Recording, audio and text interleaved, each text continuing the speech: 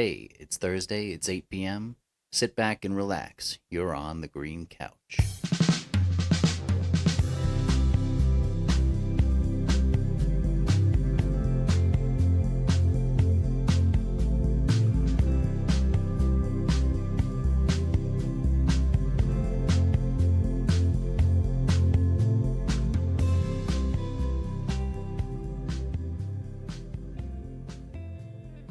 I did want to start off the podcast with a confession. Tell me. Okay. Because I know you're like the pop music guy and you're always talking about pushing pop music forward. That's kind of Or just like art, but yeah. moving art forward and stuff like that. And pop music is part of that. Okay. Because you always talk, and I'm like the rock and roll guy, and my musical taste kind of stops somewhere. Is Aerosmith putting a new album out? Is that what you're trying to tell me? I am. Aerosmith is putting out, but yeah, I don't like.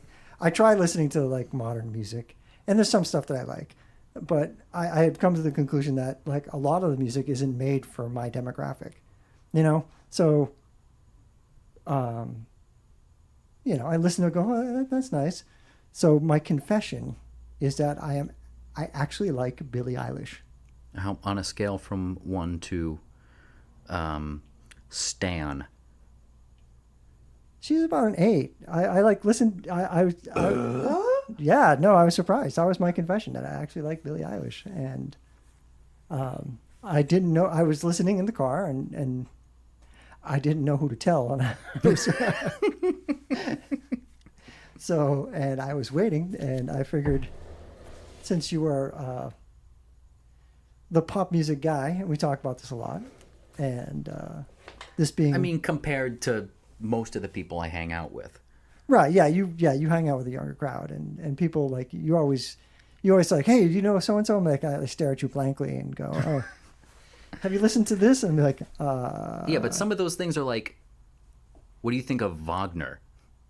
And I get those dead eyes back, like, right? Yeah, I mean, because that's not made for me either. No. I don't know who Wagner was making that for. I don't know. But yeah, no, because like there's definitely like, even like some of the R&B stuff, like Lil Nas or even like Cardi B. Like I don't get Cardi B. Everybody loves Cardi B. Empty, vacuous, self-aggrandizing. It's all just posturing. Yeah. And I am not down for empty things. Right. Well, Two things. Not down for irony, not down for empty things. But even when, and that's like when I mentioned like Cardi B and all this stuff and Lil Wayne and all these type of stuff. Even when like pop music was, even 10 years ago when it was like Kelly Clarkson. So we're talking about 2009. Or even before that. 1999. Yeah. Like that.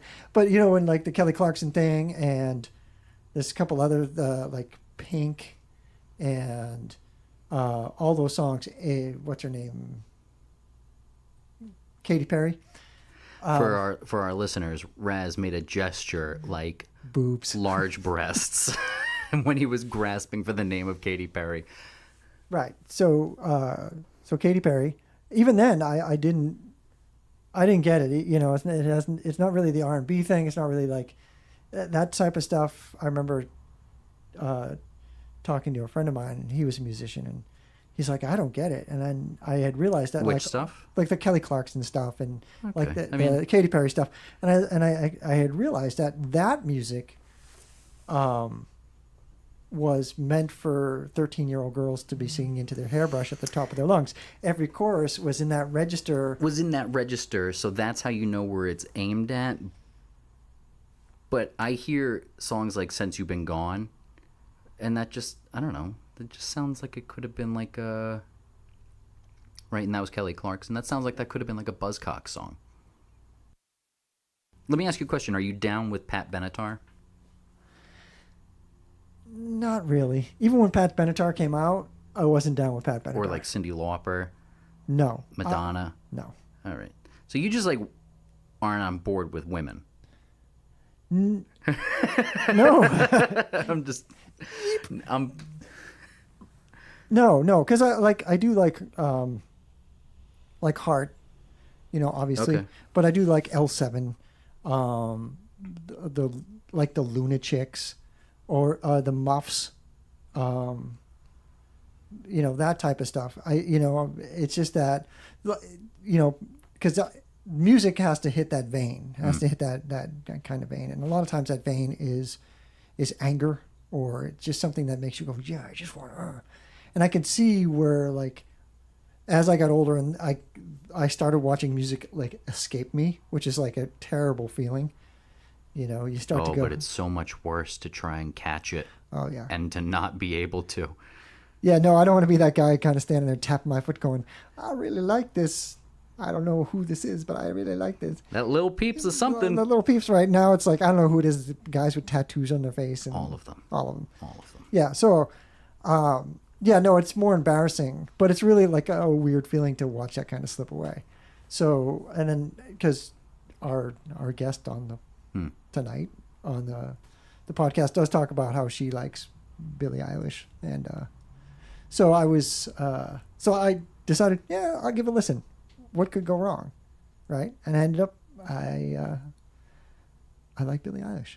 I don't know if I'm a fan, but If she comes into town, and I should say she's from L.A., so she'll play here, I'm sure. But we should get tickets.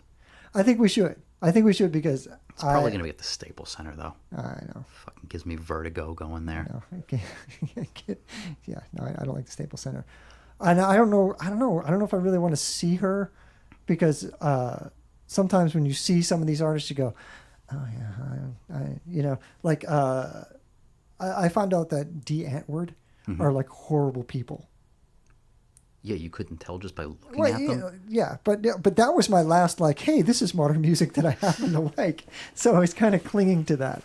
And so I found out recently that they're like horrible people. Even Eminem was like, I don't want you guys around me because you're terrible people. Eminem being your standard for bad people. No. Oh, if Eminem said they were bad, oof. No, yeah. Well, Lady Gaga was the same way, but I heard like terrible, terrible things about them. Yeah. So, like, seeing them, like, I went to see them, and I was like, yeah, man. Where'd you see them play? At like a theater? Fox Theater in Pomona. It was great. So, I mean. Don't know that place. Oh, Fox Theater in Pomona is awesome. It's, I don't know how many, it's general admission, so you just go in there. Cool. Yeah. Like, when I saw the Flaming Lips there, I was like, first row. I just, like, moved my way down, hang out with the bunny people. I couldn't hear for like 4 days. But, GA spots are sweet. Yeah, right. So yeah, no, it's really great. But now that I found that out, that they're really terrible people, I can't even look at them. Yeah, I mean that's sort of the thing, right? Yeah. Is like we're living in an age where we have to reconcile fucking, an artist with their art. Yeah. And it's Do we tough. stop listening to John Lennon for smacking his wife around? Do we stop looking at Picasso's for being a womanizer? Do we stop listening to D'Antverd because they're scumbags? Well, yeah, now you touched on something that I actually do. I'm not. Yeah, no. These are questions, not answers. I don't know. I still listen to the Beatles. I still look at Picasso. I don't know what my threshold is for how awful you have to be for me to not be on board anymore. Yeah, it's a tough one. Yeah. It's a tough one because it's, like, I don't listen to D. Antwoord anymore just because I think, oh man, they're shitty people. Why should I like invest anything into that? But it the shock value wore off too. Yeah, the shock value. It wore thin. And if you want to go back around to sports is the same way. What do you do when like you're fanatic about Dude, a guy wearing A jersey. Fucking Aroldis Chapman, fucking closer for the Yankees, did a stint for beating up his girlfriend or his wife or something like that. I'd say lose him. Not even just because he's a head case who will like throw a game in the ninth every so often, but just like, ugh, I don't know. Yeah, I don't know. I mean, it's a weird world, and because information flows so quickly. Don't we know it? Yeah. So, but going back to Billie Eilish, I'm sure she's a lovely person. She's a kid. Well, she's a kid. Yeah. But I think that the thing that I liked, I think that I was like going, well, first of all, sonically she's much better than some of the other pop things that I've listened to. Just wonderful headphone music. Yeah. No. Yeah. It was, but she seems to be the teenage angst whisperer. Because it's in your ear. And whereas, I noticed like the earlier Katy Perry and Kelly Clarkson, they were at the top of their lungs yelling. She's almost going the opposite route, where she's kind of whispering, And the Are kids still angry? I don't know. I don't I have no idea. Oh, our guests are here. Oh, okay. We should probably let them in. Okay, but this will be a conversation that we'll pick up later. Right now, we're going to go to our interview with King Mala. Okay, here's the thing. I did absolutely no research on you guys. Here's my notes for the podcast. It says podcast guest, band. Love it. I love coming in just like fresh, and then I can set the narrative and I have all the control. Love it. That's why Patty Hearst doesn't do interviews. Ooh. All right, so Aurelie, you play bass in your band. I do. That's what we're talking about. Yeah. But Drew's actually a better bass player. He's a much better bass player. But he plays. And that's the truth. He plays drums. But he plays I drums. play drums, Okay. yeah. Yeah, so he was originally the bass player, but we had a switching of members, so he went on to drums, and I was like, I can play bass. So I started in like last October. What's the name of your group? King Mala. So how did you guys come up with that name? So it's kind of a long story and also a short story. So Mala means Medium like story. bad bitch in Spanish, basically. Oh, okay. And I'm Mexican and Puerto Rican, so I was like a nod to that. And also, I like the idea of having like a female-fronted band named King for some reason. Like, Sure.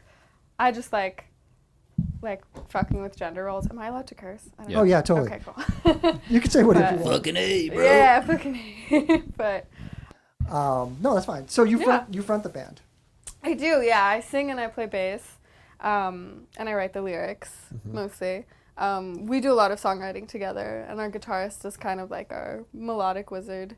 He's not here. He's in Chicago or Vegas. I don't know. He's off, and I'm sad, but And he's here in he's spirit. doing. I think he's visiting family, Oh. or he's like Yeah. off adventuring. I don't know. He's a very like crazy person. Like he's off doing random stuff all the time. Like the most spontaneous guy. Like wizard Yes. things. Totally. Like Yeah. truly. At every show he either like jumps immediately into the drum set like with no regard, or stands on top of an amp or a table or something. Like he Yeah. lives for that moment of like, is he gonna does. die? Who knows? Yeah, he broke my bass drum shell a He little did. bit. Yeah. It was Yeah, so when he threw worth his it, body though. into it. Yeah. That was great. I came up playing drums, and I had a singer that used to do that. Yeah. He used to stand on my kick drum, and Oh, it would drive me nuts because they're yeah. they're expensive. They're expensive. And I know. They're durable, but like, Yeah, at a you certain never point, know. yeah. They could break. Yeah. Yeah. It's true. does your guitar player wear a cape? I feel like he would like to. He I'm trying should. to get Bill to wear a cape. I feel like if we made it an Adidas cape, he would wear it. Right? Okay, Bill, I'm gonna pour myself a drink. Get it. So but the guitar player didn't jump. What's his name? Anthony. We miss him. Anthony. Anthony, if you're listening. Anthony, hello. I didn't see you jump onto anything when I saw you guys play at Echo Park Rising. Ooh, he did stand on his amp though at the I end saw there. that. That was fun. I was gonna cue to him because I love the energy there, and I was like, you should jump on my drums. Yeah. Just, why not? I know, but I we was were playing going to, on but such I a was like, tiny eh. stage. I was like, this would just. Stage is Yeah. a little bit Everyone. of an overstatement. Oh yeah. So like this whole venue, that whole show is such a like. So Sorry if we should qualify moving for our the mic, listeners that Echo Park Rising is Yeah. basically Los Angeles' rendition of the South by Southwest Festival. Totally. It takes the span of the Echo Park neighborhood, famous for there's a cobbler works out of a van next to the supermarket. Oh. It's also where the Dodgers play. There's a True. famous lake. It's also where we live. So that's where you guys were playing That's where when we were. I was walking around that You were night there. checking out the bands. Oh. I walked up and I asked you what the name of your band was. Oh, yes, me. Yeah.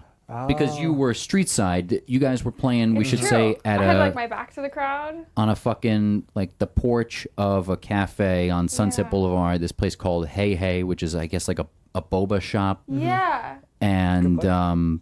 Good tea. you guys just like started your guitar player I noticed was doing the job of like 3 people simultaneously. It's true. He and likes he to do likes that. it that way. Like Yeah. we've been like, oh, should we bring on another guitar player so you can feel free and like do what you want to do? And he's like, no.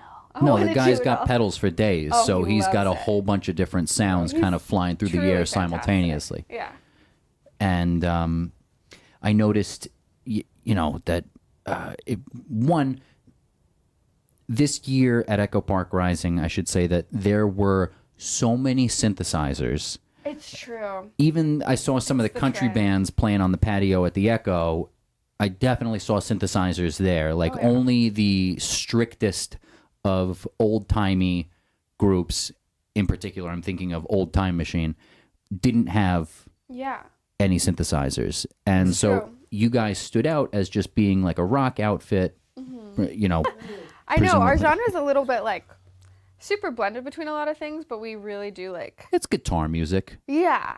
Yeah. Mostly, yeah. Yeah. But live we definitely like super focus on guitar and just like vocals and Yeah. just the overall performance and like feels being kinda raw loud and fun. a little Yeah. bit. I like to yell. Yeah, it doesn't feel like too heavily produced, I think. Yeah. Like, at least live. Yeah, it's more emotional, I think. Like Yeah. even just the music that we write, like I Yeah. try to be just like as emotional and raw as possible, so I try to translate that on stage, and it depends on the show. And like Echo Park Rising was so insane and such a surprise. Like we didn't expect that many people to show up and to like Yeah, you guys had a Be really good interested in crowd. it? I mean, you had the Yeah. benefit of playing on the outside. street Yeah. at night at a time when most of the other outdoor sets had ended. Yeah. Yeah. It's true. Yeah, a bunch of people came up to us and were saying that they had just come from the main stage and they saw people like gathering, and that's why when they came and they stayed, and it was really cool to see because we've played this like tea place before, just small like acoustic sets, and they really liked us and wanted us to come back, and they gave us like the closing spot on Saturday, so we were super stoked, and Perfect. we knew that it was outside, and we'd never been to Echo Park Rising, so we didn't quite get like how big it was gonna be. And like when we got there, there were tons of people just like walking up and down Sunset, and tons of like our favorite Thai place had turned into a venue, and a laundromat had turned into a venue. Sticky and, Rice? Like, yeah, Yeah. I love Sticky Rice. I had no idea about that like secret back room. Yeah. Super cool. But like everyone walking up and down the street, bands going up and down the street, like, tubas, The Mormons. drumline, the Normans. Yes, loved yeah. it. That was so sick. They were playing across the street from you guys. It's true. as It's true. these guys, did I tell you about the Mormons, Raz? Yeah. No. They were like a punk band on foot.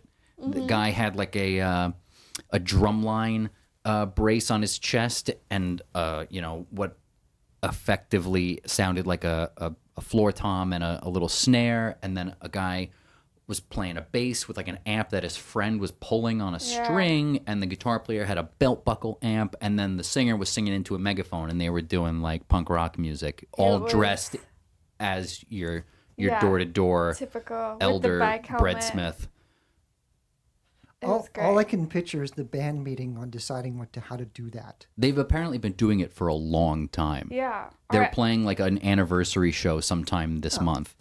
Yeah, our engineer was there, who's helping us like produce our EP that's coming out soon, and he flipped out because he was like, dude, that's them. They're here. He was like setting up our amp. He's like, oh my god, like where are we? I was like, this is pretty cool. So it was just like overall when we got there, we knew it was going to be a pretty good show, and So let's get into it.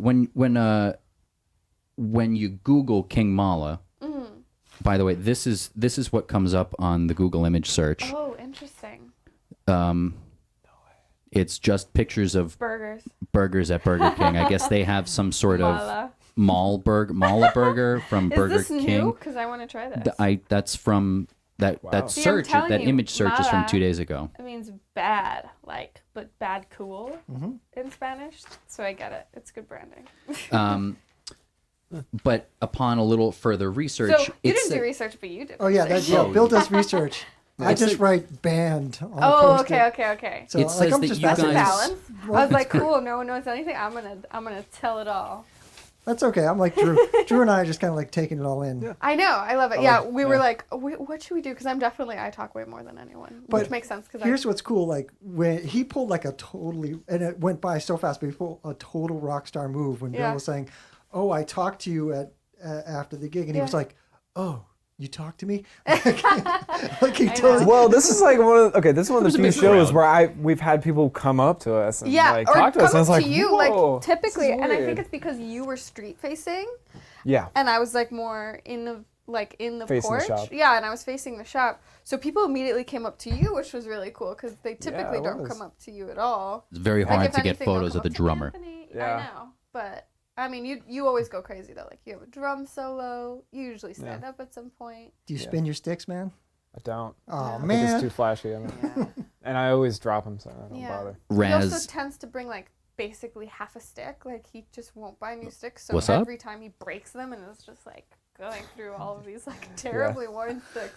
So even if he was twirling it, it would just show off like how shitty the Probably sticks cut myself actually too. are. Yeah. I Yeah, no, know. they get all beat up in the middle. Yeah. They do. Yeah. So at the end of the show, I'm playing with one full stick and then Or half a stick. Yeah, no, Yeah. that's happened. So And then like sometimes your bass Oh, drum man. pedal just like dies and you're yeah. like, Oh yeah. yeah. Like what? No, I'm a guys doing I'm a recover. rim shots. Yeah, I know.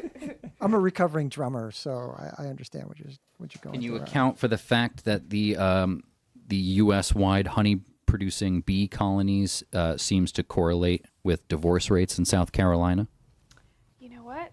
I was just talking to someone. No, I have no idea. So the honey producing bee colonies. But how does it correlate? In that when one goes up, the other goes up. Interesting. So the more honey we get, the less honey people are getting in South Carolina, Wow. Wow. so to speak. Can I keep this? Absolutely. Oh, thank you. I really love that fact.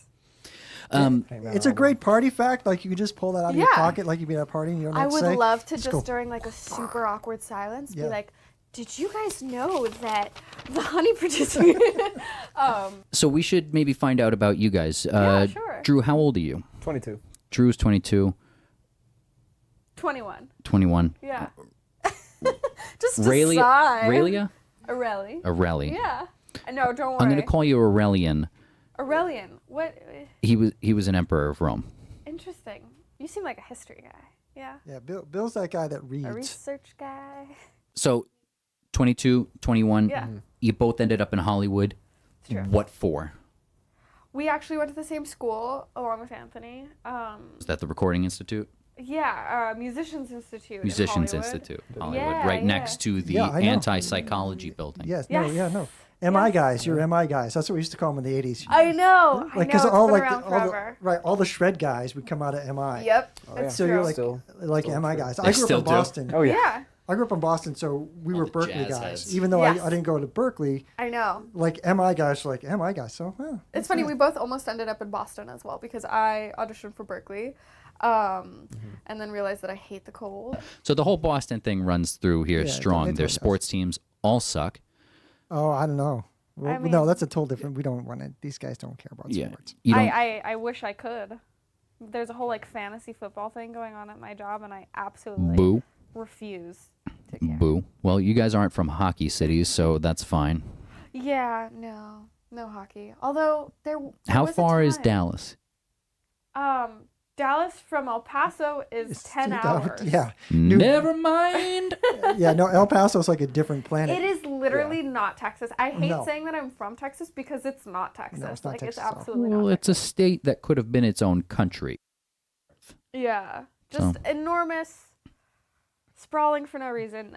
El Paso is its own island in the middle of the desert. There is nothing surrounding it for hours upon hours of driving. Yeah, it's like 12 hours to San Antonio, right? Yep. It's like, like 9 hours to Austin. And there's nothing but like Christian rock. Yep. You get the outside, whole like way. there's like an The El Paso whole scene, way. at least like because my band like in the 80s and 90s, El Paso was a happening place. Really? At that, oh yeah, no, we had some knew? like, Down in the dude, we had old some Texas town of insane El times in El Paso. Ah. So yeah, no, El Paso was great. It had like a Yeah. really great underground scene. I got my first cactus spur in El Paso. Ooh. Yeah, that took That's a a while to very work it. Texas How thing to have happen to you. stereotypical. Yeah, so but yeah, no, like you get outside of that El Paso and then There's it's nothing. like it's nothing, and then all of a sudden the radio comes on, you're like, ooh, and you're thinking, oh, this is a cool song, and all of a sudden Yeah. you realize, oh, this is like Give my life to him. I'm like, no. you're like, no, no, no, no, no, no, and you just keep spinning It's the so dial. true. And you just and this before like this is like before Spotify. I don't know if you guys Yeah. remember streaming music. There was a whole thing called the radio back then. Oh, I remember. Yeah, remember Drew's like, vaguely. fascinating. What was the, Tell me Dark more time. about this radio thing. All right, and so Sacramento. Yeah. What's the deal with that?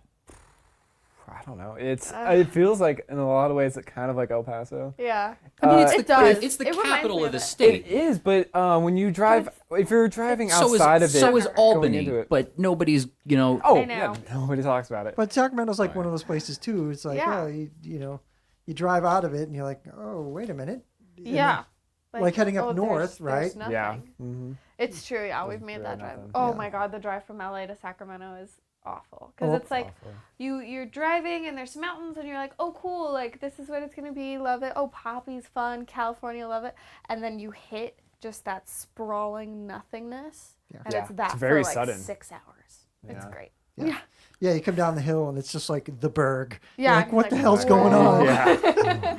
It's crazy. I guess when the biggest highlight is the Gilroy garlic farms, you're Yes. you're not looking at a whole lot of much. Yeah, Did that's you, the, so you guys have driven through Gilroy We then? actually have. Yeah. Have you ever Didn't stopped we at any get of those garlic? spots? We did. Did you have the Really good. garlic ice cream? No, It's we good. Just got garlic. Wow. It's good.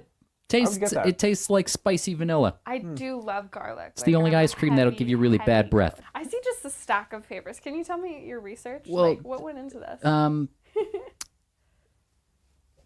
So you guys are from California then? He is. You are. I'm basically. Born and What raised. about Aunt Easy said he's from Chicago? Chicago, Vegas. All right, that's a weird combo. It is a weird combo. Yeah. Both of them actually are hockey cities, though. They are. He might be into hockey. I don't think so. No, His loss. he likes sportwear. I don't know. He said he would wear the Adidas cape, so. He would. And they make the jerseys for the NHL now, so. so all right, because you're all right. Tell us about your band. Yeah, no. No. Here's the thing, right?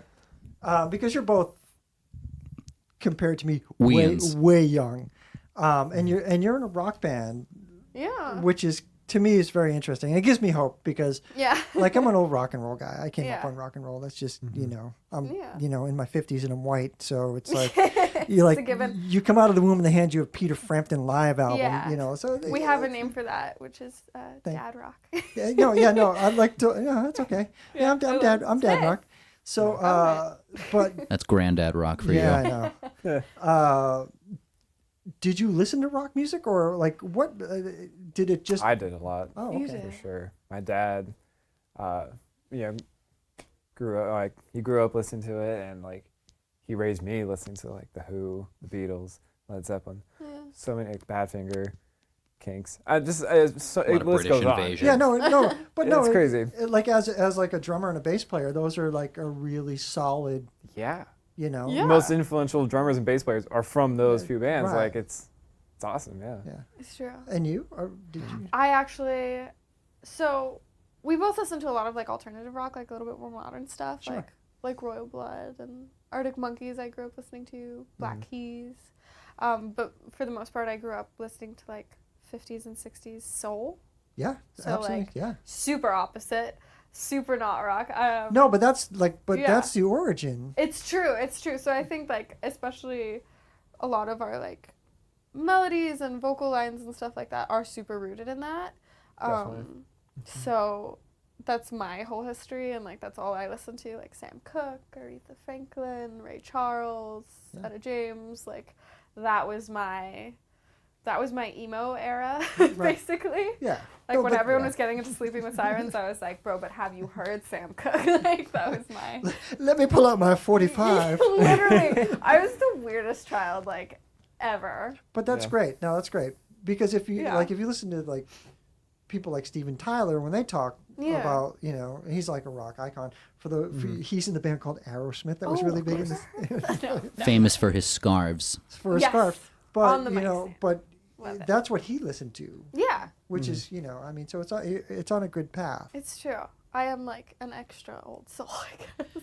Excuse me. It doesn't serve the same purpose that it did 15, 20 years ago, but the television channel VH1, much like MTV, used to show a lot more music-related content rather than they're a reality channel now, I think, primarily. Yes. Yeah. They so had for you guys, it's Vivo. Vivo. VH1 used to be is Yes. like Vivo. It's true. It's true. they have this thing that they would constantly be going through. They'd always be having countdowns, and they did the 100 greatest hard rock bands, and somewhere in the 40s or 50s or something, they put, if you've heard of them, stop me. The Ice-T group Body Count.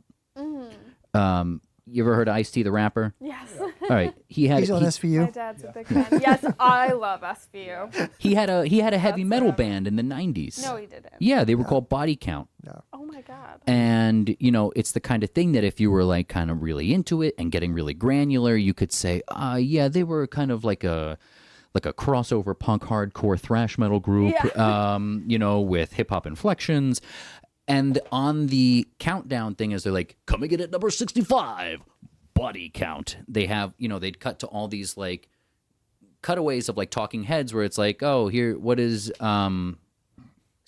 Pete Townsend think of this fucking Deep Purple record? And you're like, oh, that was a great record. Or, they'd have like Steven Tyler would say like, yeah, UFO, I loved them. Snoop Dogg was also one of these commentators that they had doing that. And he said this thing that is pretty innocuous, but has just like left me really poignantly since then, where he says, yeah, in regards to Body Count, he says that's when he was doing that rock and roll shit. Which is like way zoomed out, way It's macrospective, and it immediately cast into relief for me the fact that there was very likely a world in which, on Snoop Dogg's side of the fence, he's probably got much more specific names for sorts of musical gestures and forms that I don't know about. Snoop Dogg's always just been hip hop, G-funk, rap. Yeah. There's probably more to it than that. So when, Raz illustrates that, like, those groups, like, oh, yeah, well, the Stones were just listening to Howlin' Wolf. Or the Beatles were just listening to Bo Diddley. Or something like that, it kind of like reaching back, thinking about it more macro. Yeah, you guys it's a rock band. Yeah. It's guitar music. Even Totally. one step beyond that. That was something that they said on. I'm referencing 30 Rock for the second episode in a row, but that was one of those things. They talk about guitar music when Kenneth decides there's no God. He's gonna go investigate what that guitar music is all about. Very similar to our journey, I think. You discovered there was no God and got into guitar music. Yeah, I was like, you know what? Rock and roll. Did you guys grow up in the Deep South, I imagine, and I know that Texas doesn't necessarily fall into the nominal Deep South in the way that places like Louisiana do, but It's true. did you grow up in a super Catholic environment? Basically, it's funny because my city necessarily is very liberal compared to the rest of Texas, but I just happened to end up in a spot that was super Southern, super Christian. My family's just like cradle Catholics because they're all, my mom's from Puerto Rico, my dad's from Mexico. Yeah. They were never really religious, but like I was surrounded by super conservative, super religious people growing up. Especially I was homeschooled, so like that whole community is super religious, and so I was kind of like always the black sheep of all that because I wasn't really into it, and I was always into like really emo shit and like soul music and blues and being, you know, angsty. So I came out of it and I was like, yeah, I'm not into any of that. I'd rather seek a more like exciting kind of life. And that was always my goal in life, was just to like be exciting and excited by what I was doing. And I was always super into music, and that it didn't really even feel like a decision. It was just like what I was going to do because it was what excited me the most. So I was like, yeah, I'm just going to do that. But that's kind of like the heart of rock and roll. Yeah. I mean, if you listen to Huey Lewis, it's still beating. So yeah, she's like, woof, that one right over. She's like, what's a Huey Lewis? But no, but like that upbringing is kind of, I went through that same thing 30 years prior. But you and I are very similar. Right, we're similar. I almost wore that same outfit. Thank I God know, I didn't. right? But I know. But that's the thing that kind of fosters that like badass. I just want to rock. I just want to, you know. Yeah. I just want to scream and I know. just stomp around. And, Total. I feel like I always embodied the like rebel without a cause, because I really had.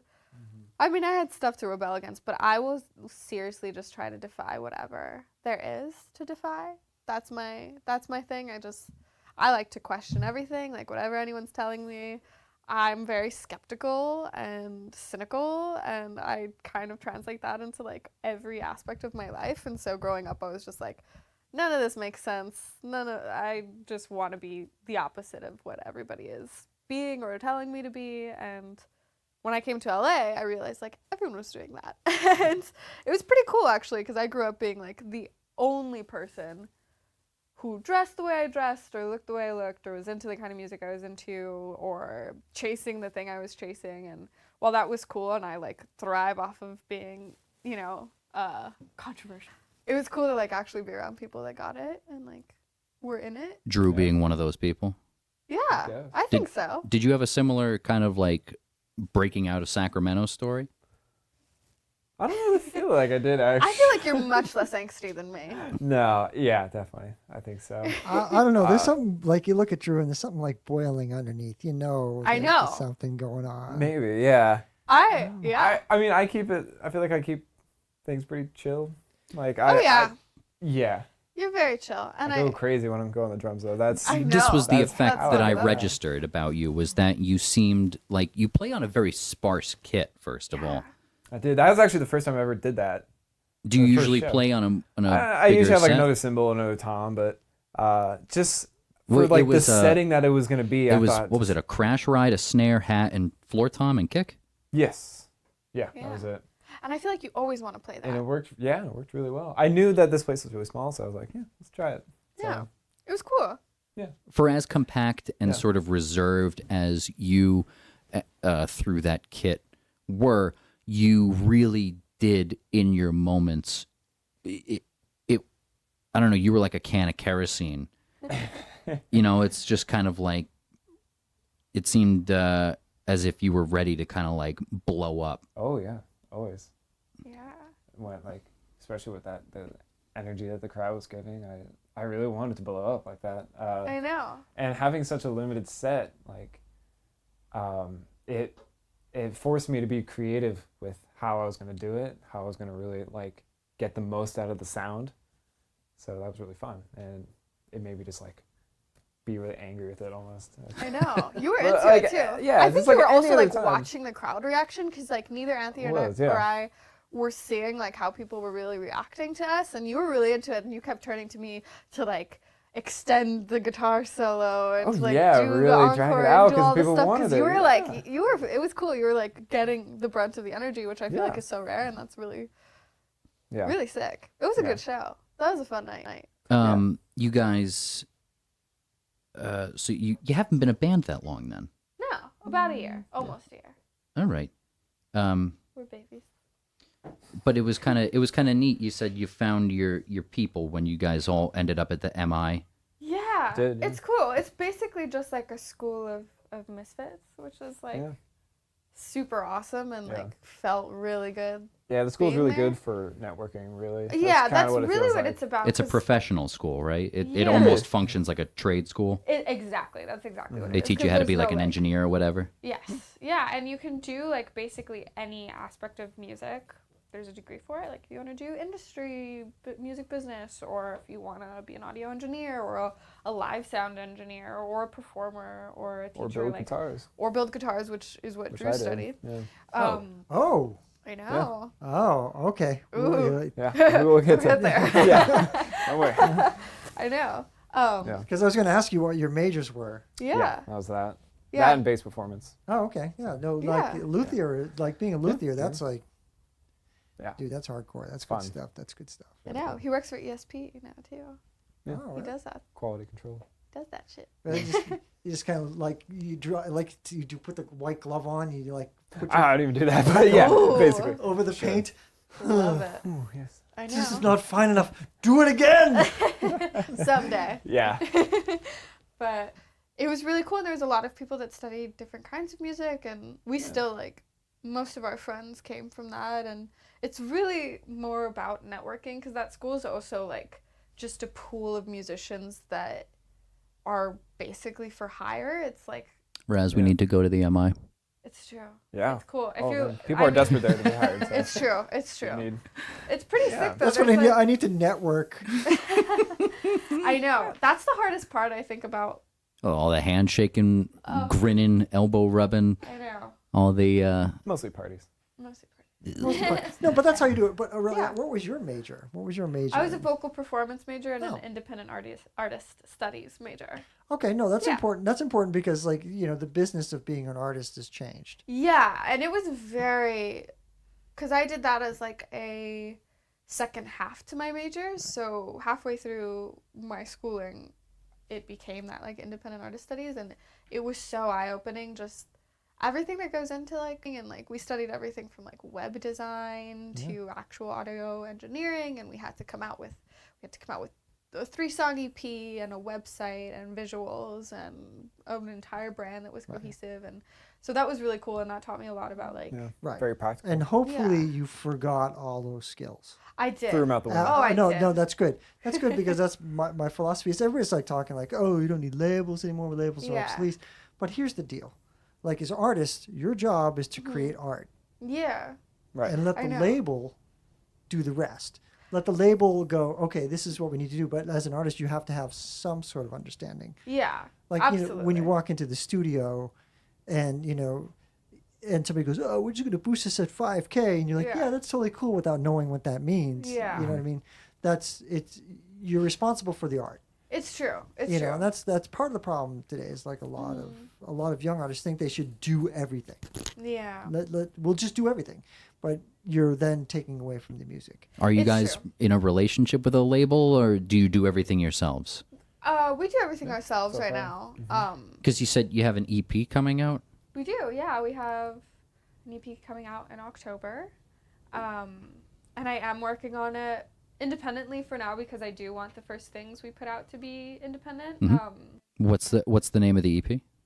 Ooh, should we announce it? We're naming it Dahlia, Okay. like the flower. Where would people be able to find that and when? Everywhere. In October. Are you going to make physical copies at all? Yeah, we're going to make a couple physical copies, maybe some CDs, Nobody wants maybe a cassette, maybe a vinyl. Who knows? We'll see how we're feeling. But mostly it's going to be streamable everywhere and downloadable. Physical things are still YouTube. real, by the way. It's true, yeah. And Yeah. we do, Mostly in the form we're of print releasing- newspapers, but yeah, we're releasing a whole line of Yeah. merch and artwork along with it as well. And I think that's especially like I yeah, do you work guys just for- put out a bunch of buttons today. Yeah, Was we that put what out was on the pins things? today, which is fun. We're trying to release I try to release one item of content at least a week, just something to keep people like interested and, The presence that you guys do have online, Mm-hmm.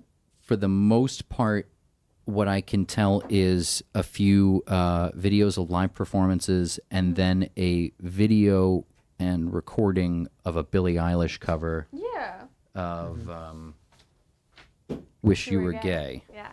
which is why? So I love Billie Eilish.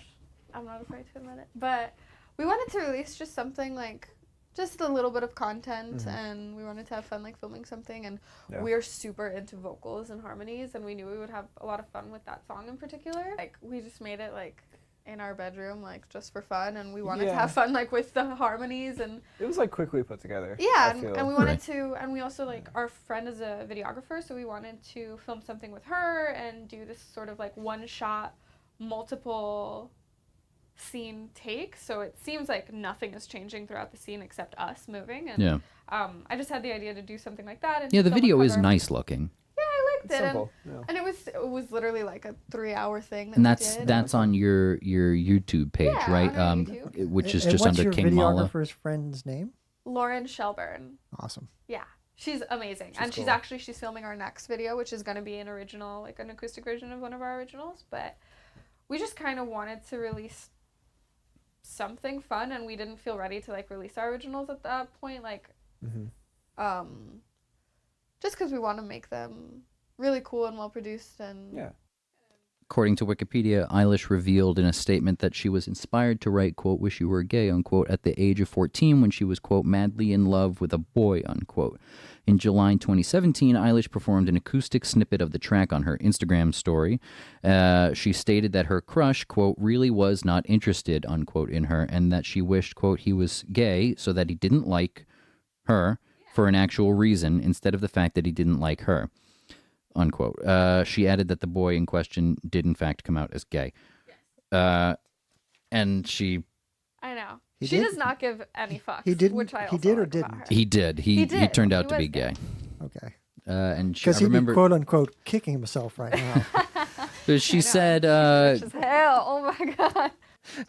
I always like identified with her just because she's a female musician who's coming out in her early teen years and not being paraded as like all I've ever wanted is for a female musician to come out, be young, be badass, write cool songs, and like that's it. Like it's so refreshing. To Right, me. that's you. Oh, thanks.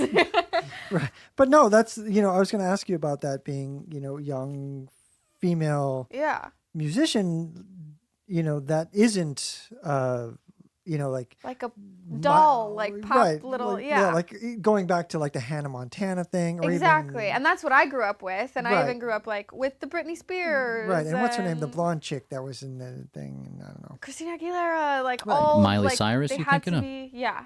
No, Hannah the Montana. other You got to one. be more specific than The a other- blonde chick. Christina Aguilera. No. Cher Even on Ariana some Grande? sets. No, Disney chick. Zoe Deschanel. Not No, let me just Disney. say. I don't let know. Me just Lizzie say. McGuire. Let me just say Vincent D'Onofrio, because There I we go. haven't mentioned Vincent D'Onofrio at all. Well, you guys missed Bikini Kill and I did.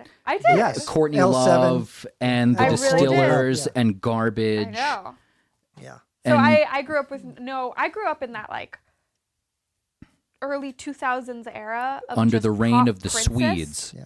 Oh my God, what a But then Amy Winehouse came and saved the day for me. So I was like, that was my first like peek into, you can be badass, not give a fuck. And as messy, somebody who and then was raised pretty. on that sort of Yeah, I was like- soul music, her direct revival Yeah. of that would have been probably a Yeah. real good touchstone. Oh my God, I remember vividly the first time I heard her. I was in the car with my aunt. She had her CD.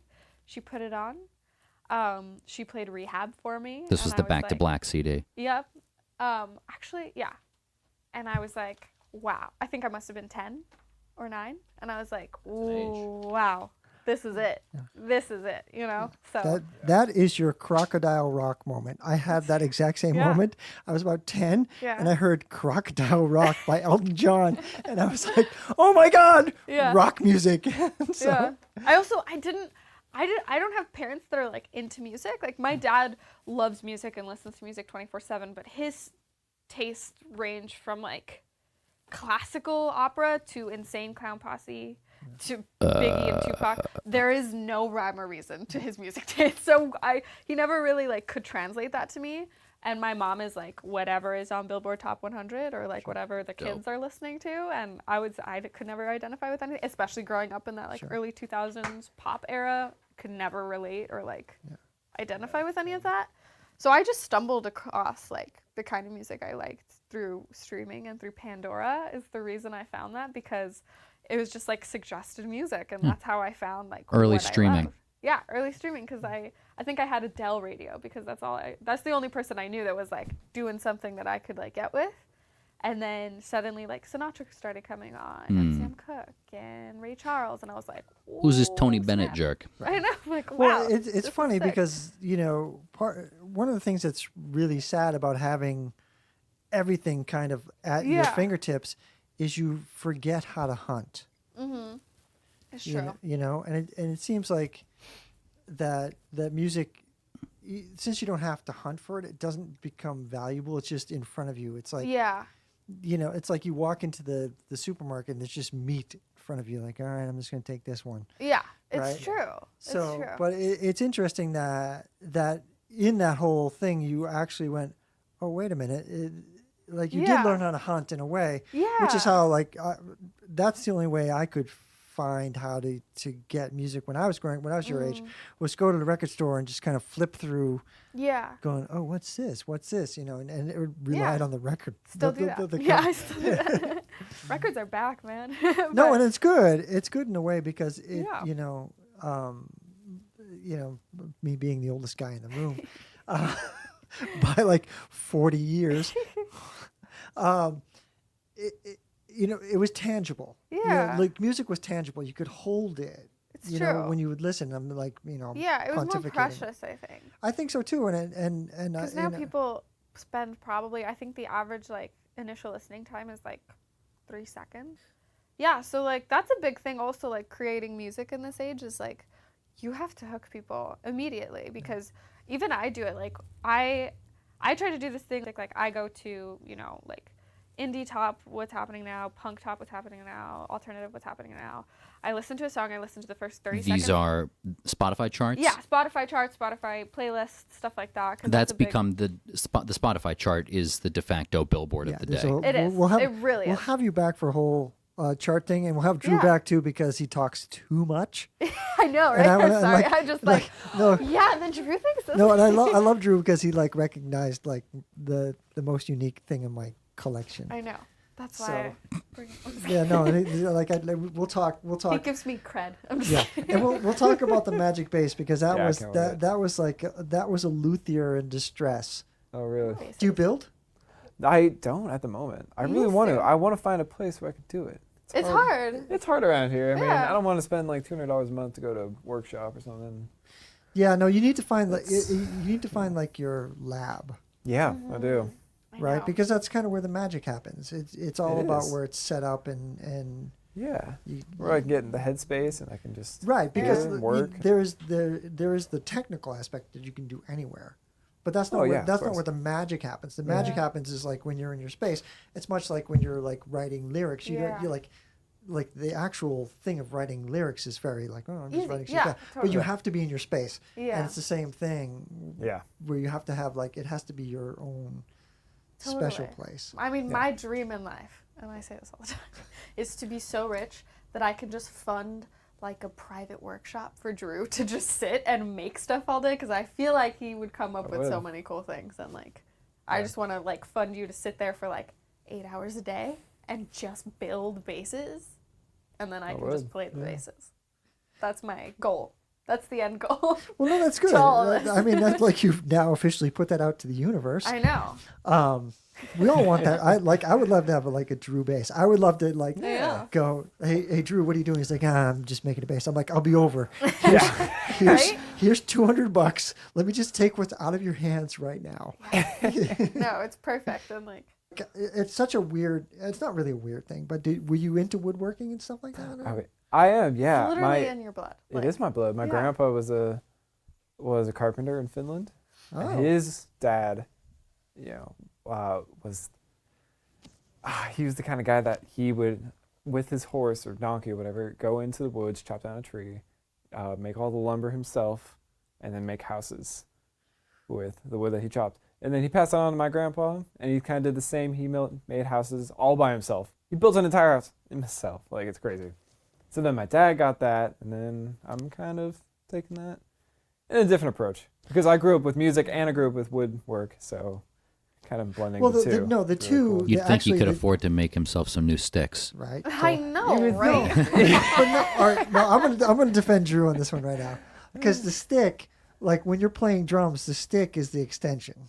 You know, it's the true. extension, and like the aggression, everything goes through like your body into the stick, and the stick like falling apart is kind of like a therapeutic. Just like I'm just getting it all out. And I love it when it breaks. Right? No, it's great when it's it's like it gets kind of flimsy and it goes poof.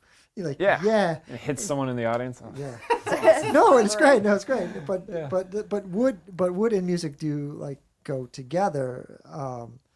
You know, do. it's yeah. They've been hand in hand for hundreds, thousands of years. Yeah, that's the Making way. instruments out of wood and strings and whatever. Right, but like, yeah, no. If you pick up like, trust me, like the Les Paul, the gold top. Yeah. That gold top is this 1979 gold top, and I can guarantee you, like if you pick it up, the first thing that's going to come out of you is a rock and roll lick, because that's what happens with that guitar. Yeah. It was born in the rock and roll era. You just pick it up and it's just the wood has absorbed so much, just you know that musical energy. right. It's That musical energy, like people that have played it and it's just like a rock and roll guitar. But like the Armstrong that you liked, Oh yeah. you know, that's the same way. The neck on that is a completely different color than when it was originally made. Oh, really? And that's just from it actually smelled like cigarettes. But that's from somebody like like when I got it out of the bag, I was like, oh. But that's the thing. It all absorbed into the wood. Yeah. You know, all of that magic and all that crazy, like whatever that person was going through went into the wood. Yeah. So when you're like when you're making, so it's a two-part thing. It's almost like when the person is really making something out of love and you're making something, that goes into the wood, and then you hand it to somebody and that kind of goes into the wood, and then some asshole that buys it 30 years later and puts it on his wall and goes, yeah, man, it's all in the wood. It's just, it's all for like the midlife crisis guy to go, oh yeah, man, like that fucking thing that has all the wood, man. So that's kind of, It's true. but it has memory. You're right. right. Wood has memory, and it's a noble thing. It's Yeah. kind of a noble thing, because you're in a way you're setting up a musician to really kind of, because I don't know, like I get bit by instruments. I don't know if you ever get bit by instruments. You go, oh, I have to have that. Yes. Oh. That happened to me kind of for the first time with my newest bass. Congratulations. Because, thank you. I'm really happy because I had just been playing basses that like you had kind I of had a Dan procured, Electro which was bass. such a good bass. They're all made of plastic, and Yeah. it was cool. It was Dan like Electro Longhorn. double Longhorn. Yep. And so I played that for a long time, It fit and the I really vibe. it really fit the vibe. Yeah. But That's kind of a rock and roll bass. That's pretty. It is, yeah, and it it's was like- cool. It was yeah. a cool look, especially like when I was first learning bass. Like, the like guitar body, smaller neck was helpful. But I realized like having a full like actual long neck is so much better. Yeah, and when you find a bass that calls to you, it helps you perform a little better. Totally. Totally. So Yeah. I saw this. We went to Sam Ash, and I saw this Stingray, this tobacco Sterling. burst, Sterling Stingray, and oh my god, with a maple neck, and all I wanted was to have like a full, like actual big full size bass, because I'd been playing this smaller bass for so long, and I started playing it and the sound was so unreal and so warm and beefy, which is what I like, and I like couldn't stop thinking about it. And I took pictures of it and I was showing everyone, and I was like, should I get that? I really want this. And I like ever since then, like every time I play it, I fucking love it, and it's cool so bass. unreal. And I didn't grow up like as I didn't play bass, I didn't play guitar, I played piano, and like to me, like any instrument you play like has a spirit to it, and like it draws things out of you. Like the reason I started writing songs is because my family bought this Chickering wall piano, and the sound of it like literally inspired me to be a songwriter, and like I like blame the piano, not even like my own inspiration or anything. And even the bass, like writing on bass completely changed like everything about me as a songwriter. So I really think like your instrument has It's the like wood. it carries It's the you. wood. It's the wood. It's the wood. The thing, like that thing that bit you. Yeah. Somewhere down the line, there was somebody making even if it's Yeah. like a production base that is Yeah. in Guitar Center, somebody touched that and like put something into it where it's just like a little Totally. bit of like Totally. oh man, this is the best neck I've ever made, and they kind Yeah. of like put it on this little thing. Yeah. But what happens is you get bit. I really did. Yeah. That was like my first time. Yeah. Yeah. No, and you have all the telltale signs, like taking know, it's pictures, like, going, should I get oh, it? I Should I get it? Should I loved get it? it. Yeah. And I knew I wanted a maple neck, Yeah. and I knew I wanted like a really like heavy headstock, and because I had been playing the Dan Electro, which has like a really small headstock and is a shorter like fretboard, and The I tuning played- pegs are made for guitar, but they use Yeah. it for So it's almost like a bass. baritone. It's almost like a baritone guitar, but it's four string. Yeah. yeah, and It's weird. It's built like a guitar. Yeah. yeah, basically. and it's such a cool bass. Like I love. We have it like on display because it's so sick looking. Mm-hmm. But I played your what is it? Ibanez Tallman bass. Tallman bass. I It's a played that cheap for a low-end gig, bass. Yeah. and I was like, wow, it feels so good to have like that weight and to like actually be like playing bass. And I was like, I want. Did it make I you do want this that. stance? Yes, I was like, wow, this is sick. Like, oh my god, I love like holding this, and like, I think once I had already gotten comfortable on bass, like having that like full, full size, like full sound was so important, and it was such a turning point, and I knew I had to have one, and I got this thing right, and I love it. Her name is Lady. Oh, that's so good. Sophisticated. That's great. No, you have to take it home. Like I it doesn't. had to. It doesn't matter. It We doesn't went matter. back, It's I like, think, the next day.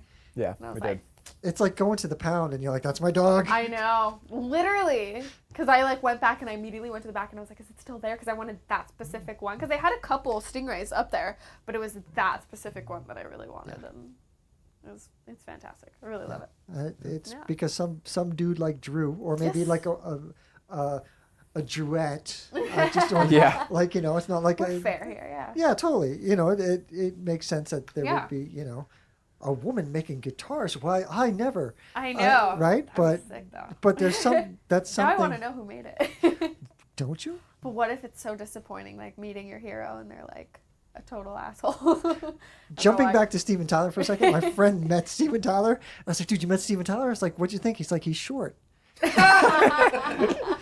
I know. And I feel like because I'm a tall person, so every time I meet someone famous, I'm like, wow, I feel like I'm so much bigger than you. This is so weird. Like I don't know how to deal. Yeah, It's no. so sometimes bizarre. meeting the Your hero, the like, hero is Yeah. just not a it's good not thing. great. But like the fantasy, like I already have a whole thing about Drew. He's in like the whole workshop. He's I got know. like In the middle of the woods. he's got the apron on. Oh right? yeah, got a bunch of tools. He's all kind of dusty and it's all on his hair and stuff like that. Oh, I wish I could be doing Literally. that right I know. Someday. I'm working on it. Yeah. And some I guy just like wanna make kicks that open the happen. door and like the wind's. And he's Yeah. like, got it. I've got this wood from 100 years ago. And like, give that to me. Yeah. now. Oh, I shall love that. make. I just Yeah. imagine it like raining and thundering and lightning crashing in the back. He's like, I have this wood. The lightning splits the tree. The tree gets Yes. brought inside. He makes the baseball bat. Dude. yeah. Epic. Oh yeah. When this is Someday. over, you can touch the magic base. I'll let you. I'll let you touch the magic base. I wanna do that. Oh, he's actually going to touch He's the going magic for base. it. There's Okay. no. Take it off. Yeah. So you just stick it in there, you turn the thing, Yeah. and then you pull it out. And then, Does your guitar player play multiple instruments as well? You've got bass and probably piano. could. He's got bass and drums. The guitar. Anthony's got what? He's really good. He's just very melodic. I bet he could. I bet he either does play piano or could play piano if he really wanted to. He's a jazz guy, so he's got just like kind all of like a analytical brain towards it. He has the no shame gene where he just tries anything and is just like full confidence in anything, and I think that brings such an interesting aspect to his playing because he fully like believes in every note he's about to play. Like he has no doubts. And he's also like he's put in 10,000 hours truly. Like he's pulled all-nighters for years and like like anytime an album comes out, he learns the entire album, like no matter what it is. He's also really into like neo soul and R&B and hip hop and And he's just a fuck lot fun to watch. He doing really the- is. he's He's doing the the most shit. fun. He's the most fun. Flipping his hands, doing the finger tapping Van Halen style, where he reverses the position of his hands. Fucking crazy. He's doing like all this sort of like I Brian wish I could Eno watch him. shit on one side, where he's Yeah. got all of these spatial effects that he's creating around your music, Yeah. and then also just playing leads in addition to that. And they're really articulate, like Yeah. really sort of specific sounding. Ooh. It's a yeah. It's a shame he couldn't be here. I had to ask him a bunch of questions about his know. pedals. Yeah, No, I know. Yeah, he's the I kind of feel guy like you know a good amount because you're really into I do pedals too. a bit, yeah. He's the kind of guy that knows exactly what he's going to do when he goes on stage. Yeah. Yeah, he's just like he's He putting that has no time. Like doubt. for me, like I have a lot of uncertainty. I've kind of always been that way with Same. drums, but I've done it for long enough that like I get past it, whatever. But Yeah. yeah, with him, like if we make a little mess up or like for our during the show for Our our encore. encore song, we Yeah. changed the key entirely. He wasn't By prepared. We accident. hadn't like rehearsed the song in a while. Yeah, we hadn't played that And- song in so long because it's not really like good for live renditions. But Okay. people were like asking for an encore, and we were like, well, we have this one. Yeah, so And so I started it immediately in the wrong key, but it was and too he late, looked at and me I was Dope. super like, confused, but then he caught on like that, like he so really quickly. did. It was so quick, and I knew he would. Like I have no I have no doubt. So yeah, no doubt in him. he's gonna get it. Yeah, he's so fast. And even if he is fucking up or like forgets everything that he was supposed to play, he will somehow come up with something that's cooler and then immediately forget it. Awesome. Like every time we record, I swear to God, he's warming up to record whatever, and he comes up with some incredible lick or some incredible like harmony or movement, and I'm like, do that, and then he's like, do what? Like, fuck. Like I seriously need to record every time he touches a guitar because he's just insane. The three of you were not the only members of the band, always. Not originally, yeah. Right? Because there's these people at that show at Hey Hey at Echo Yeah. Park Rising who are sitting around you singing along. They show up in the video and in old photos as Yeah. well. What's the deal? So It seems like the lineup is sort of morphing. yeah, so that's Tyler and Ray. Mhm. They are incredible backup vocalists that used to work with us a little bit more like directly and sing with us live and be more official members, but we decided to kind of tear down the group into like more specific band members with like extra, if that makes sense. So they still are going to be on the record and on the EP, and they record with us, and they will cameo in special shows and stuff like that, but they also do have their own solo projects, and Okay. yeah, so Do you guys have any shows coming up? we do. We have a bunch of shows booked in October, and we might have a show or two in September, but we're really focusing on finishing the EP in Where in October? October. Around the city in LA? Yeah, or around You playing LA. at Hey Hey again? No, but maybe. I mean, we will. We will, love yeah. them. We love them. They're so cool. But We're playing the satellite. we're playing the Satellite October 23rd. We're playing what's it called? A spot in downtown LA October 9th, which we will announce. And we're playing what's October 2nd? We're playing Harvard and Stone October 2nd. I don't even know yeah. that. Yeah. True. So True, you're not invited to that one. Yeah, no. I Got no literally drummer for that. I like They got like a special guest drummer sitting in. yeah, this Andy. one guy. And, Who featuring. knows? He's got his own gig going on. He's got Yeah. his own band. Yeah, right. His own solo project. Yeah. This is Someday. this is the moment where they come out and say, "Hey, Drew, you're not in the band anymore." Sorry. Let me tell you. I know. But truly, I just like, I kind of run all of our socials and all of our like requests and our email and our website and all of that. So I get all the requests, and we have a group chat where I'm just like, I send a date and I'm like, can you do this date? And they're like, yes. And then I say yes. And then I fill it in as the details come in. But I know. And I have a real issue with saying yes to literally everything just because I'm like, yeah, fuck it. Like, That's how you ended Why up not? here tonight. I'm the same way. That's how Bill and I were friends. yeah. I don't know if that makes No, that's how we started. you hanging out with me sound like a good thing. No, he said he said yeah. the worst thing in the world to me. He said we should start a label. I was like, all right. Yeah, totally. I mean, I was like, we should start a band. And they were like, all right. Drew was like, okay. Yeah, totally. But yeah, I mean, Who but who started the band? Like, we started with like my original songs that I wrote like on piano, just like ballads and sad, sappy shit because that's all I know how to do. Well, but when did you write those songs? You were probably I started writing music in general, like at around 12, and then the songs, like some of the riffs and some of the like lyrics and stuff come from like when I was 15 or 16, like stuff that I found in a notebook, and I'm like, oh, you know what, this is fucking cool. So we turned it into a song, and then some of the stuff is new that we all wrote together. Like one of our songs, Let Me In, Drew wrote the entire riff and the entire bass line and everything that makes the song what it is. Like Drew totally wrote that. And then I just wrote lyrics to it. And there's a song on our EP called Shadows that we wrote together, and like I wrote the initial bass line, Drew perfected it because he's much better at bass than I am. Then I wrote the lyrics, and it's really cool. Like I play bass, he plays drums. We start with a beat, we start with a bass line, and then we go from there. And we've And then come up Anthony with some just cool chimes shit. in really quickly. And then Anthony comes in and he just like fucks it up, and it's great. Right, that was my next question Yeah. about like what is the process? Who comes? Is it like, do you initially have the idea and then bring it to them, or is it like kind of a everybody kind of brings in an idea and then Yeah. you just kind of work it out? It's totally, it depends on everything, and it changes constantly. Like sometimes I'll start with like an entire song, like basically in lyrics and with chord progression and with an idea in mind, and then we transform it to fit the band. And sometimes we're sitting there and we come up with a cool riff and we base it off of that, and then I finish the lyrics later. And then Anthony's been bringing some riffs lately that maybe we'll have some Yeah. songs Oh, based yeah, off of that's right. Anthony riffs soon. And like, but mostly he comes in and kind of just perfects everything. Like He's the icing. he's the cherry on top. He is. Yeah. He's the. Oh yeah. I have a buddy Ben. Ben's the icing. Yes. I just send him stuff and he's like, he just makes it better. Yeah. Exactly. Right. That's exactly. Because like what it is. anything is better with icing, right? Yeah. You could be like, oh, that Exactly. sucks, but like somebody puts icing on it, you're like, oh, that's Yeah. Oh, That's it's the whole much reason why better. carrot cake's good. Icing. right. Exactly. Yeah. Be fucking fruitcake. But do you find it more difficult when the band comes up with an idea and you have to like come up with lyrics? No, that's so much easier to me. Oh. Lyrics to me are like back of my hand, like really. Oh yeah, it's fast. so easy. Like They're tattooed on there. Is that right? Yeah, like can't you see? No, I actually have no words tattooed on me. I refuse. No, that's great. Yeah. But, like the hand is pretty badass. Oh, thank you. Both sides. There's this guy who writes for the New York Times. He's one of their music critics by the name of John Caramonica. He's also the host of their podcast called the Popcast. And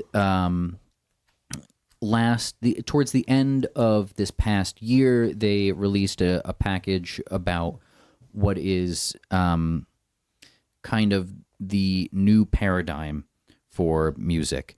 And Raz, if you can kind of help me try and summarize this, like the Pop 2.0 thesis about how, when we say the word pop, especially for people who grew up Yeah. your age or older, you tend to think of what is basically a really ramped up R&B sound, It's true. stemming from Madonna, and Michael Jackson, Yeah. Paula Abdul, Yeah. and then now up it's to like the too Swedes, gossy, where you get like the songs of, the early Kissed a Girl and I Like It, Katy Perry, Yes. and Christina Aguilera, Britney Spears. All of those sort of stem from in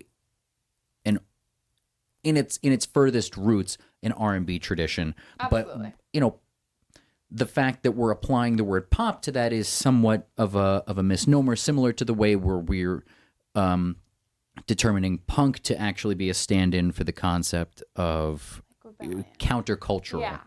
And pop just means popular, so it has to be a more fluid term than we're giving it credit for being. And what John Caramonica at the New York Times is supposing is that there actually is a new pop, and it's things that are less rooted in what Paula Abdul was doing and more in what Post Malone is doing, or chiefly Drake.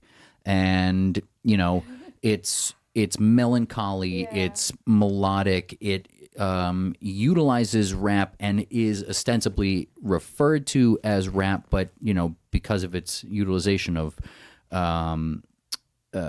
melodies and stuff, it's sort of veering off from the you would not confuse this for Wu-Tang.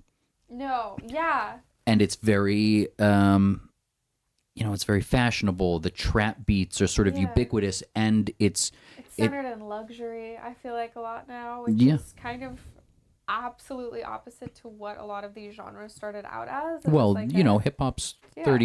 30 plus years old now. Yeah. It has to change, Yeah. but you're seeing that seep out. And to bring it back around to Billie Eilish, she is doing all of those things without rapping. Yeah. Me and my colleagues talk about her all the time and kind of what makes her such a like phenomenon, because she, I think, is really contrary to a lot of what's happening now, because I've heard it described, it was probably a music teacher of ours, but as like pop music ebbs and flows like up and down between like really clean particular pop and like subculture pop. And so we kind of came from this like height of like Ariana Grande and Taylor Swift and like these clean pop princesses.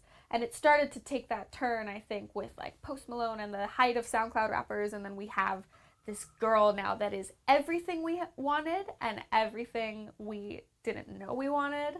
And like also doesn't give a fuck about what we wanted. And so it's like this absolute contrary to what we were used to. And that's kind of that dip down into like now it's, I think, going towards this like total pop as a subculture rather than being like clean straight pop. Do you That's guys what we're gonna get in. I was going to say, do you guys see yourself as being, I tend to think of my biggest interest is in pushing the art form forward. Yeah. And so at Echo Park Rising, a lot of groups were doing, they were covering a number of the same bases. Yeah. And it was most apparent to me in their physical construction. I play in a group where I play bass and synthesizers along with a guitar player and a singer. And, if I were a bit more naive, I'd say, well, yeah, that's pretty unique. Until you got to 2019 Echo Park Rising and everybody's bass players got a little MIDI controller on the side there, and they're all playing these sort of like cyborg rock things. Mm-hmm. So what I'm thinking about is, all right, that's great. I don't resent the fact that we're overlapping. We're both writing the same chapter of this narrative of music, though. Yeah. Maybe whatever my group is doing, we can like skip ahead a chapter, because if these people are getting it, we don't need to be redundant. So do you guys see yourselves as being in conversation with that story as well? Do you feel like you're covering similar bases with other artists and groups, and where do you see yourselves taking that story forward with the release of your new EP? I like struggle with this constantly because part of me wants to like please the masses and like do what I know people want. And then part of me also really wants to stray away from being like a straightforward rock band, because I think that time is over.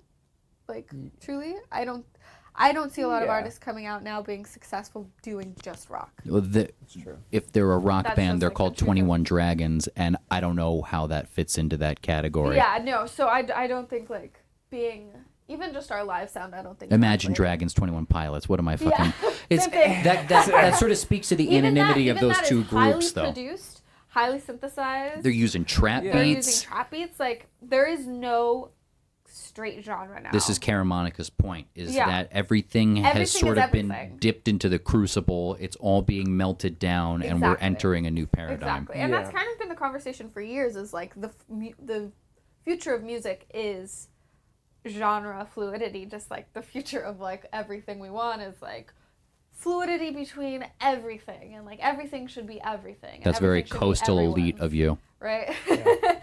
But I think it applies to music the most because no one is doing one thing. Everyone is doing everything. But I also think there's something to be said for being like really raw and honest and emotional while still being creative.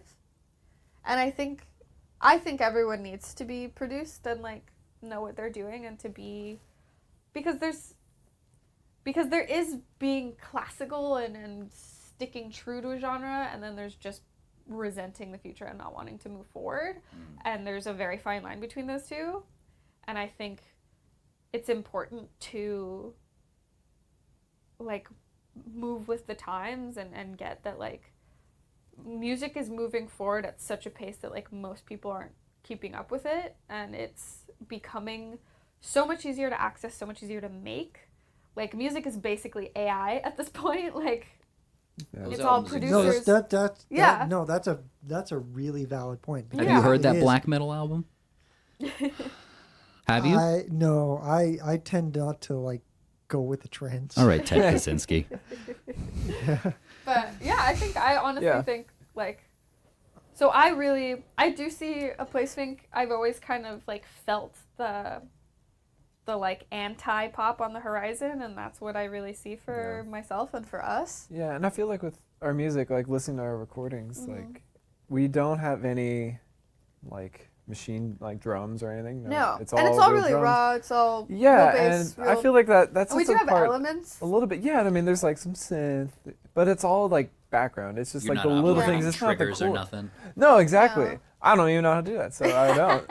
But I think people will realize that, like they know, like they notice when there's like a human element to the music, like there's someone actually playing those drums, And actually there is playing the something to be bass. said, like I love like Black Keys and Alabama Shakes and Jack White, and there's plenty of artists like Courtney Ballard like that are putting out like straight up guitar music and like being really raw and really authentic, like rock. That's right. bands. We're calling it guitar music. Yes.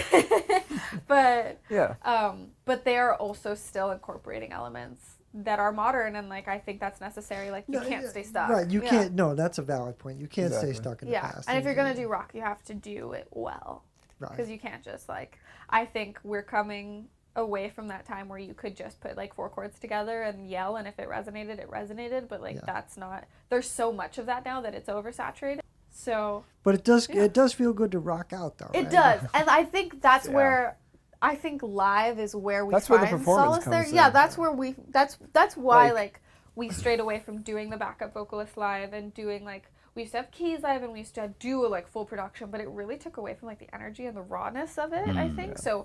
When it became a 3-piece, like we noticed how much we could actually like rock the fuck out. Right, but that's what connects with people. Totally, and that's what gets people interested in us. But I think your perspective is correct. I mean, whatever you're feeling, you want the audience to feel.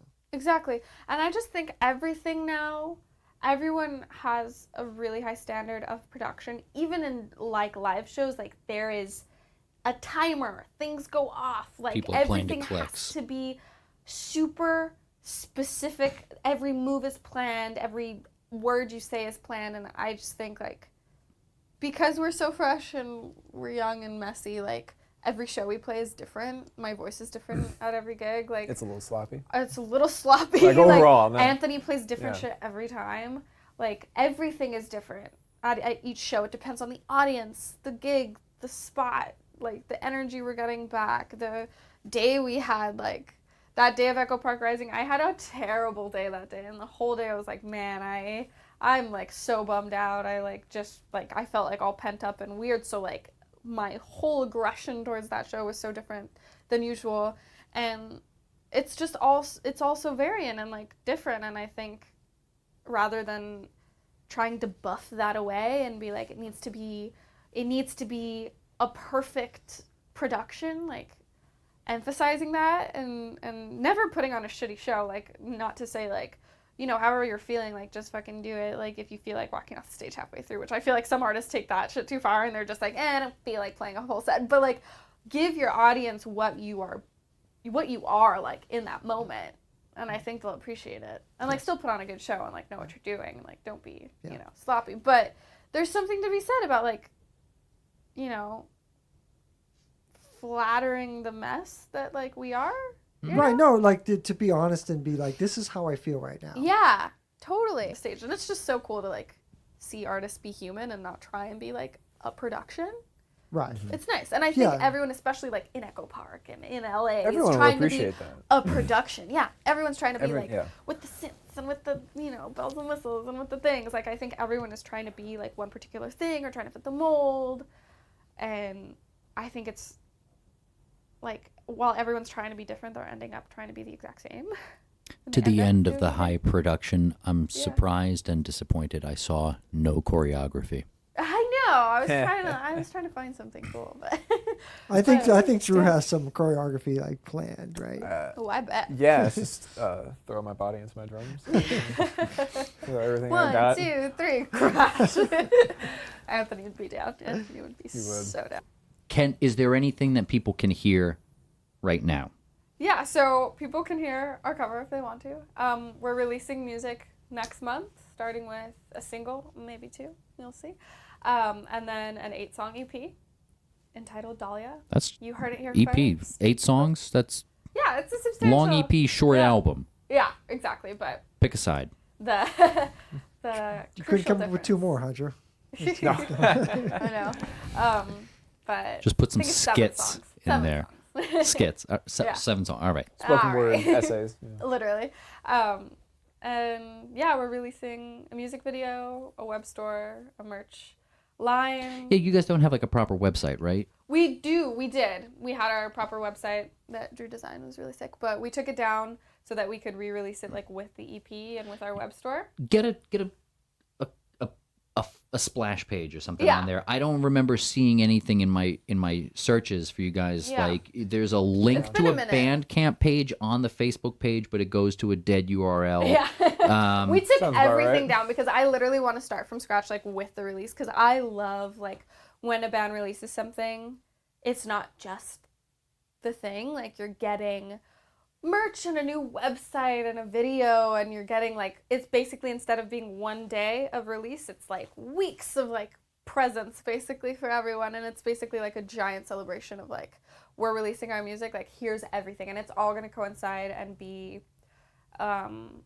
cohesive with each other and everything is going to lend into everything else and it's all going to connect and it's all going to make sense. So we're definitely, you can find us on Instagram at King Mala Music. At King Mala Music. And that's where we primarily like post everything and we post Yeah, your all of our Facebook updates. has got the videos on it, but Yeah. it doesn't look as though you guys are interacting through there very much. No, we don't, our fans are really not on Facebook. Young It's people ain't mostly on Instagram. Facebook. No. I know, it's They're all doing it for the gram. our grandma and grandpa are on Facebook. But yeah, so we're mostly on Instagram, we're on Twitter, and then we'll be re-releasing everything in October. I know it seems like a long way away, but it's gonna be worth it. We're releasing music and merch. That's and when all that the Joker things. movie comes out too. I know. And Halloween. Hey, it's gonna be a creepy time. Yeah. Very spooky. Spooky. And then you guys got a couple of shows in October as well. Yeah, we have 3 shows booked right now, and then probably we'll book some more as it comes up. But yeah, we'll be releasing some more stuff. We're planning on releasing an acoustic video of one of our originals, one of our album tracks or EP tracks.